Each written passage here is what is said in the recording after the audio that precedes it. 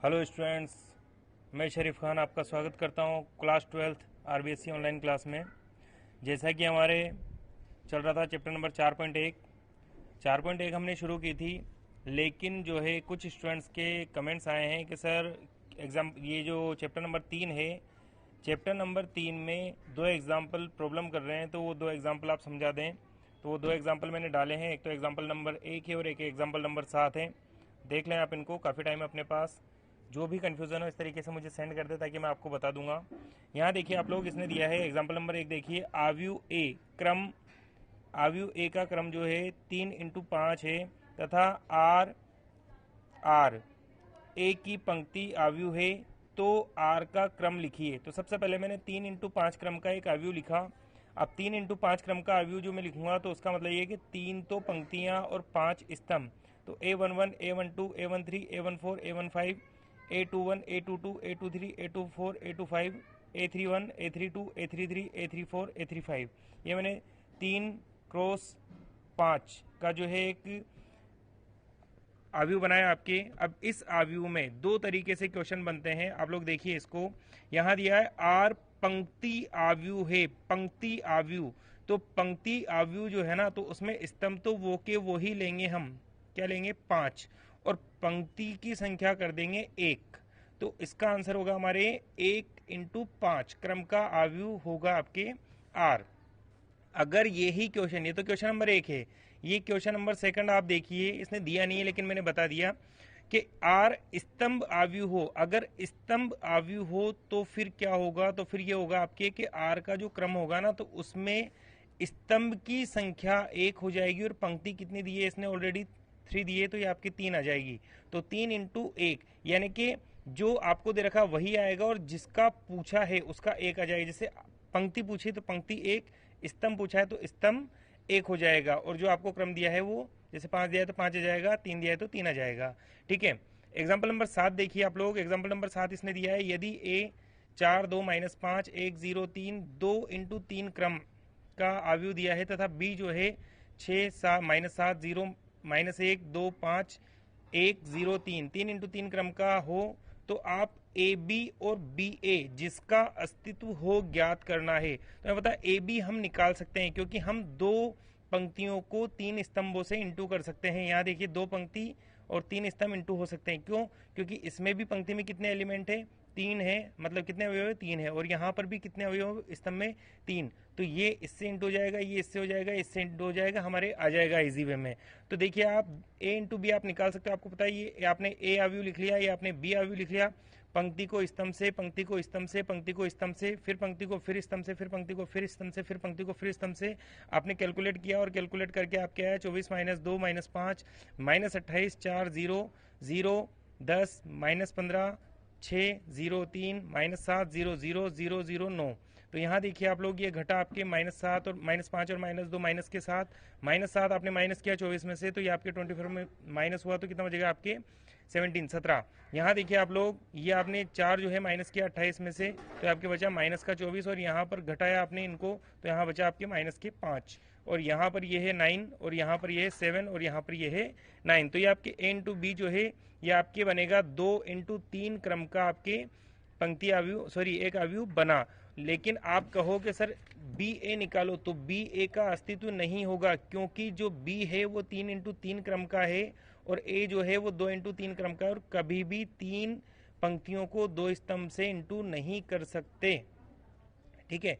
क्यों? मैंने आपको बताया, आप यूं समझ लें इसको कि देखिए आप लोग कि अगर आप इसको इंटू करोगे तो पंक्ति के 3, सपोज इन तीनों को आप यूं इंटू करोगे, 6 तो 4 से इंटू जाएगा, 7 -1 से हो जाएगा, लेकिन 0 को किससे करोगे, तो आप नहीं कर सकते, तो आप इसका अस्तित्व आपके नहीं होगा। तो आप जो है ये आपके जो दो क्वेश्चन है आप इनका स्क्रीनशॉट ले लें।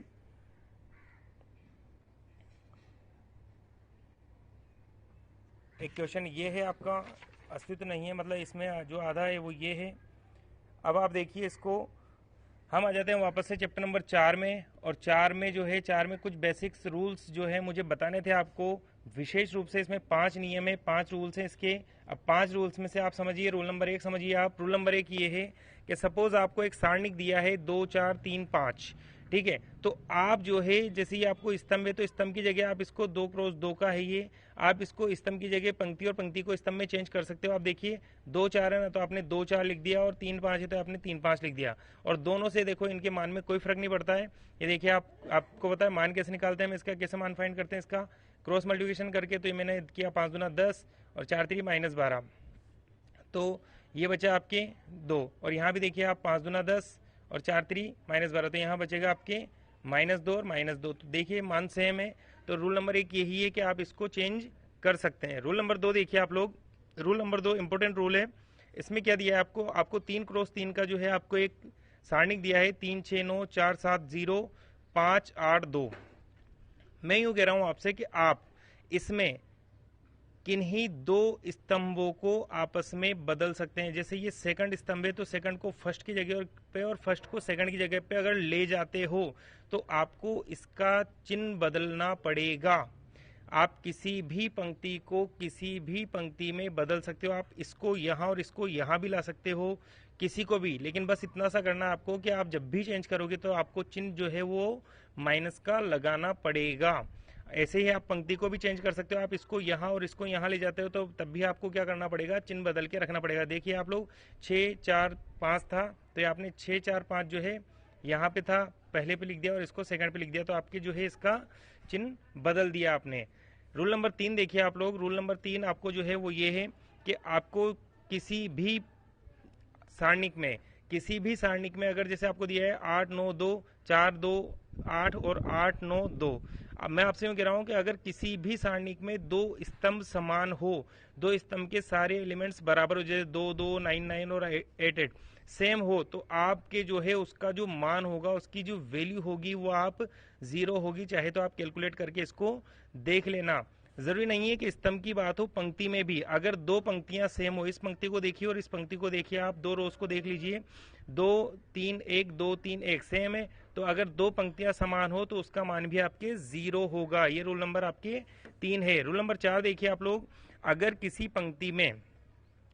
किसी पंक्ति या किसी स्तंभ के सभी अवयव 0 हो तो उसका मान भी आपके 0 ही होगा। देखिए आप इस पंक्ति के सभी 0 तो मान कितना हो जाएगा इसका 0। चाहो तो आप कैलकुलेट करके देख लेना। और एक रूल ये, जरूरी नहीं है पंक्ति की ही बात हो, ऐसे ही स्तंभ में अगर किसी स्तंभ के सभी अवयव 0 हो, सभी एलिमेंट 0 हो, चाहे वो कोई सा भी हो, ये वाला हो, ये वाला हो, ये वाला, कोई सा भी हो, सभी 0 है ना, तो उसका भी मान जो है आपके 0 आएगा।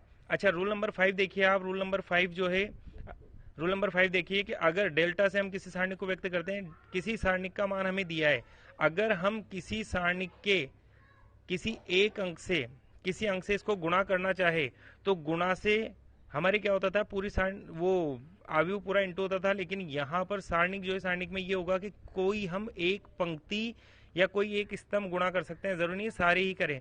यहाँ मैं केवल एक पंक्ति को गुणा कर रहा हूं, तो देखिए आप केवल एक ही पंक्ति गुणा होगी और इसका मान हो जाएगा 5 से गुणा कर रहा हूं तो 5 डेल्टा, और 5 डेल्टा हो जाएगा 15 10 15। ये किससे इंटू किया मैंने, इसको 5 से गुणा कर लिया। ठीक है, अब यहाँ देखिए आप लोग, ये रूल्स हैं, अगर आपको समझ में आए तो ठीक है, नहीं आए तो फिर हम जब इनको सॉल्व आउट करेंगे सवाल तो आपको बहुत अच्छे समझ में आ जाएंगे।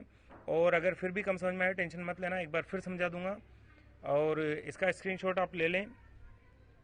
आज के लिए इतना काफ़ी है। मैं फिर से बोल रहा हूँ, रूल्स थोड़ा सा मैंने स्पीडली समझाए हैं क्योंकि इनको जब हम सवालों में करेंगे और बार बार इनको यूज़ में लाएंगे तो हमें बहुत ईजी वे में समझ में आ जाएगा। बहुत ईजी चैप्टर है, ऐसा कुछ नहीं है। आज के लिए इतना काफ़ी है, बाय।